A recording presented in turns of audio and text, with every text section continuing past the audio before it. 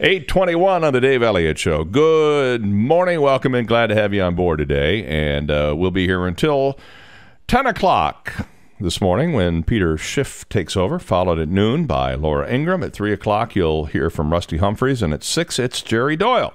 All coming up today on 98.9 WGUF Naples FM Talk. One of my favorite guests is on the line with us right now. He is Bob Weiner, who has been around Democratic circles for a really long time, worked for John Conyers, worked for President Clinton for a while, and now is his own consulting firm, Weiner Associates. Did I get that right, Bob? Is that close enough for government work? Robert Weiner Associates, and I do national democratic strategies, and ran the press room at the Democratic Convention, and still have a lot of fun. Do op-eds in newspapers across the country, and we stay active. And speaking of op-eds, you did something that I never thought I would see coming out of a pen in your hand. You were very complimentary to Speaker of the House John Boehner the other day. Why? Well, I did 2 op-eds. One in Roll Call, which is a big Capitol Hill newspaper, that said that he would be a hero and a statesman if, because he can't get the Tea Party to vote for keeping the country going, if he got a majority of Democrats and some Republicans, even if it took a majority from the Democrats to do it. And then when he actually did that, he paid attention and did that. Then I wrote an op-ed which was the lead op-ed in the Washington Times, commending him for doing that as a way to actually run the country. It doesn't bother me. If the country goes forward and we don't fall off the fiscal cliff, that's kind of the way to go. And it's horrible that it took a majority of Democrats to do that, and Republicans, only about 70 or 80 of them, voted to stop the country from falling off the fiscal cliff and wouldn't allow us to pay our debt and destroy our good faith and credit of the United States and get downgraded again. That's how the Republicans, majority of them, voted. But Boehner knew enough to actually allow the vote and took some heat from his caucus. So I figured, let's put this one in the Washington Times, the leading Republican opinion newspaper in the nation's capital, and the Washington Times accepted it as the lead op-ed. So when it comes to governing, Dave, I'll give credit where it's due. And he did the same thing on Sandy. I couldn't believe, Florida gets so many hurricanes. Yes. I couldn't believe that when the Northeast finally got a disaster like that, the Republicans said, "Oh no, you got to find the money from somewhere else," and of course they want to take it from Medicare. Well, there was a fair amount of pork reported to be in that bill, though, and that's what they were objecting to. That's what they say. They didn't have that same objection with Katrina and the Florida hurricanes, but they had that objection, which is how you get votes in the in the Congress this time. So, Dave, that wasn't it. That was a nonsense red herring argument. And they simply wouldn't vote for it because it was a Northeast situation. If you look at the votes, that's how it broke out. Let me ask you about the 2 recent developments in D.C. One is this surprise, I guess, announcement from the so-called Gang of 8 regarding immigration reform, and we have 8 senators, bipartisan group, that claim they've come up with a plan that would be acceptable to people on both sides. What are the insiders telling you about this plan? Is it something that can work, or is it DOA? I was on the phone with Senator Menendez, Senator Schumer, and Senator Durbin, who are the Democrats that put it together. They had a call to the Democratic strategist talkers yesterday afternoon. And I asked Senator Schumer and Durbin and Menendez, I said, you guys are saying there's a compromise. Well, there always is a compromise in the Senate. There was last time, you remember, there was a McCain-Kennedy George Bush bill that actually went through the Senate, but the House wouldn't do it. It's the same thing this time, the very same thing. And I said, what makes you think the House will take it this time? And the answer, Dave, is because they lost the election because of the crap of saying self-deportation, and they lost 71% of Hispanics.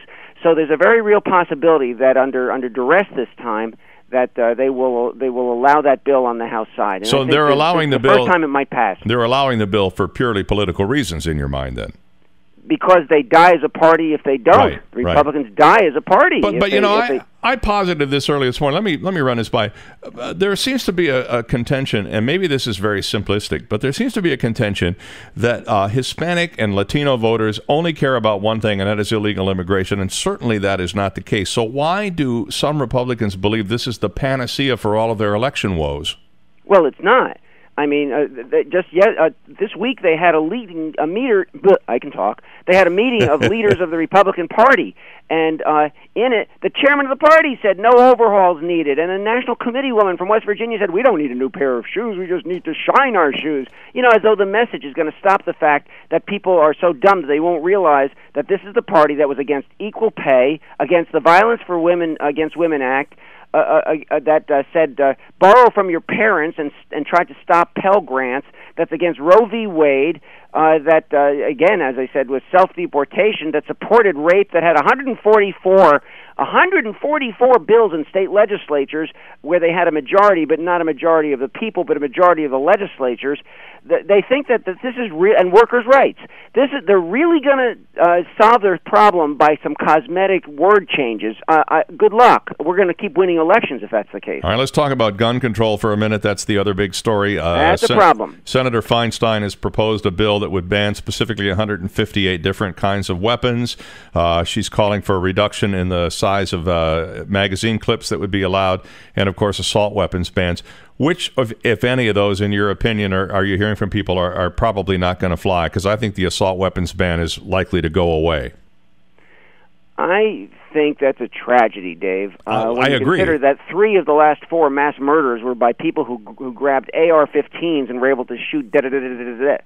And when you have that, which is not a hunting weapon, it's a military killer weapon, and you allow it, and you remember Clinton banned it. Clinton and Biden was the leader on the Senate side, and Conyers on the House side for the House and Senate Judiciary Committees that banned the assault weapon.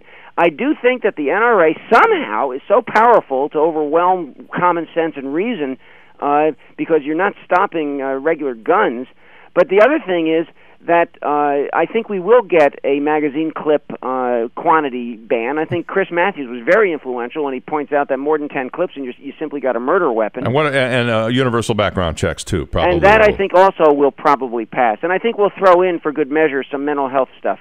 But you agree with me, then, that assault weapons ban not likely? I think it's tragic, and I think Feinstein is saying that it's uphill. At the least, I'd say it's uphill. She already, I couldn't believe I'm listening to this, said, well, it may not be in the package, but the leadership has assured me that it can be an amendment on the floor. Really? It sounds to me like she's conceded the game already. It does sound like that, doesn't it? Yeah. Is there? I'm sensing there seems to be this this kind of attitude of wanting to. By the way, Dave, let me jump in. You know why? It's too bad. Harry Reid, he's pro-gun, yes. And I love the guy on almost every issue, but on this one, he's terrible. Are we seeing a new era of cooperation, or is this temporary? Well, I think the Republicans felt so burned by the election that they are they are now violating the Hastert rule, which says they have to have a majority of the majority. And I think that's how you define cooperation, is when you can have a composite of both parties regardless of where the numbers come from. So if that can happen on these issues, you know, I do think, by the way, that we had some impact. When you put it in roll call, and then it's the lead editorial in the Washington Times, and they see they're getting credit for governing, I hope that's a motivator to continue to do it. You, from your mouth to God's ear. Always a pleasure. Are you going to go off for a run right now? That's exactly what I'm going to do. How did I know that? You know me too well, Dave. I do indeed. Well, I'm glad I don't get to see those skinny legs running around in that cold weather up there. Well, I hope to see you soon. Right. Congratulations on your new Showtime. Thank you. It's very exciting. I'm happy to do it. Bob, always a pleasure. We appreciate your time today. Thanks, Dave. Great. All right, Bob Weiner on the Dave Elliott Show.